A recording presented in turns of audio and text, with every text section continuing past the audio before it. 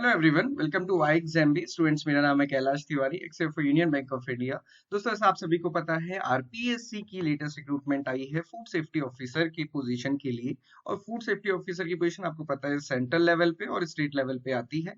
तो central level पे FSSAI इस एग्जाम को कंडक्ट कराता है, जो कि रिक्रूटमेंट लास्ट ईयर आई थी और अभी जस्ट उसका CBT2 हुआ है। हर स्टेट अपने वहां पे फूड सेफ्टी ऑफिसर के लिए अलग अलग रिक्रूटमेंट निकालता है, तो आरपीएससी ने ये निकाली है। लास्ट टाइम ये 2019 में रिक्रूटमेंट आई थी, अभी ये 2022 में आई है और लगभग इसमें 200 पोस्ट है। यहाँ पे नॉन टीएसपी एरिया के लिए 179 है। जो ट्राइबल सब प्लान है, ट्राइबल सब प्लान में 18 सीट्स है, नॉन ट्राइबल सब प्लान में 179 है, शहरिया में 3 सीट्स हैं। तो आप अपनी रिक्वायरमेंट या फिर जो भी आपको एलिजिबिलिटी है उसके अकॉर्डिंग यहाँ पे फिल कर सकते हैं। इस पे हम बहुत ज्यादा डिस्कस नहीं करेंगे। बेसिकली नॉर्मल सी चीज आप सभी को पता है, अगर आप राजस्थान स्टेट से हैं तो फिर आप सारी कैटेगरी में एलिजिबल होते हैं। अगर आप आउट ऑफ राजस्थान स्टेट से अप्लाई कर रहे हैं तो आप जनरल कैटेगरी में ही अप्लाई कर सकते हैं। ओके, सो एक अच्छी अपॉर्चुनिटी होती है। फूड सेफ्टी ऑफिसर की पोस्ट है, जो इसका ग्रेड पे है वो 4200 है। उसको थोड़ा भी आगे हम डिस्कस करेंगे। इंपॉर्टेंट चीज है कि एग्रीकल्चर स्टूडेंट्स के लिए कैसे ये एक अच्छी अपॉर्चुनिटी है, ये डिस्कस करेंगे। तो यहाँ पे आप देखेंगे educational qualification, degree in food technology या फिर डेयरी टेक्नोलॉजी या फिर बायोटेक्नोलॉजी, ऑयल टेक्नोलॉजी और एग्रीकल्चर साइंसेस। तो अगर आपका बीएससी एग्रीकल्चर है, ग्रेजुएशन इन एग्रीकल्चर साइंसेस है या फिर वेटनरी साइंसेस है, बायोकेमिस्ट्री, माइक्रोबायोलॉजी है, तो आप इसमें एलिजिबल हैं। इसके अलावा ये प्रोफेशनल डिग्री के अलावा नॉर्मल डिग्री की बात करेंगे तो मास्टर डिग्री इन केमिस्ट्री और डिग्री इन मेडिसिन होना चाहिए फ्रॉम अ रिकॉग्नाइज्ड यूनिवर्सिटी, या फिर कोई any other equivalent recognition qualification जो कि सेंट्रल गवर्नमेंट ने नोटिफाई किया हो। इसके अलावा ट्रेनिंग का है, और खैर ये ट्रेनिंग उसके पहले नहीं चाहिए होती, ये वहां पे कराई जाती है। इंपॉर्टेंट जो दूसरा है, हिंदी की नॉलेज होनी चाहिए, देवनागरी स्क्रिप्ट में नॉलेज ऑफ राजस्थान कल्चर, ये दोनों चीज होनी चाहिए।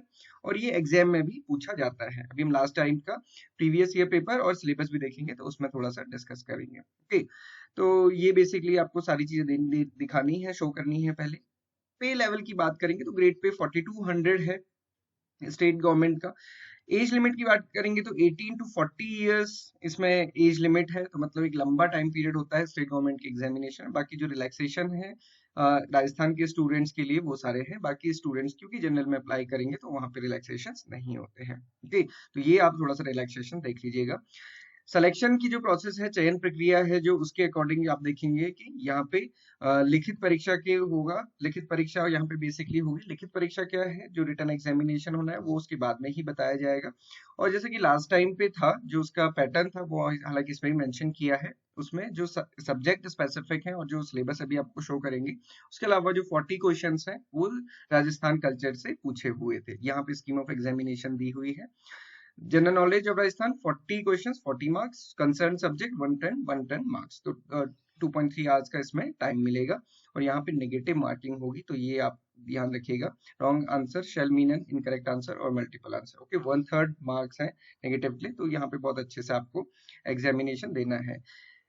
फॉर्म फिलिंग की एप्लीकेशन की बात करें तो जनरल कैटेगरी के लिए 350 है, मतलब अगर राजस्थान के अलावा किसी भी स्टेट से हैं तो 350, और अदरवाइज स्पेसिफिक जो स्ट्रीम्स या फिर आपकी जो कैटेगरी है उसके अकॉर्डिंग यहाँ पे फिल मेंशन किया हुआ है। ओके, इसके अलावा कोई भी डाउट क्वेरी है तो आप यहाँ पे देख सकते हैं, या फिर आप हमें कमेंट बॉक्स पे भी लिख सकते हैं, हम आपको बता देंगे। इसके अलावा सिलेबस देखेंगे लास्ट टाइम का जो 2019 में था, तो इसको बहुत सारी कैटेगरीज में डिवाइड किया गया था। एंड जैसा कि फूड सेफ्टी ऑफिसर के उसमें होता ही है कि थोड़ा सा एग्रीकल्चर भी पूछा जाता है, उसके अलावा केमिस्ट्री या फिर जो रिलेटेड होता है फूड टेक्नोलॉजी, वो माइक्रोबायोलॉजी, ये सारी चीजें हैं। तो यहाँ पे आप देखेंगे बेसिक्स ऑफ केमिस्ट्री था, देन यहाँ पे माइक्रो ऑर्गेनिज्म और फूड स्पॉइलेज या फिर जो माइक्रोबायोलॉजी का कंसेप्ट है वो था।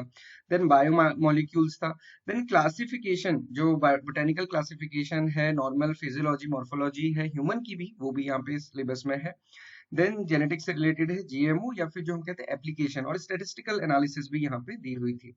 देन एग्रीकल्चर से रिलेटेड चीजें यहाँ पे हैं, लाइव स्टॉक से रिलेटेड है, फूड टेक्नोलॉजी का क्या स्टेटस है, एंड देन हिस्ट्री।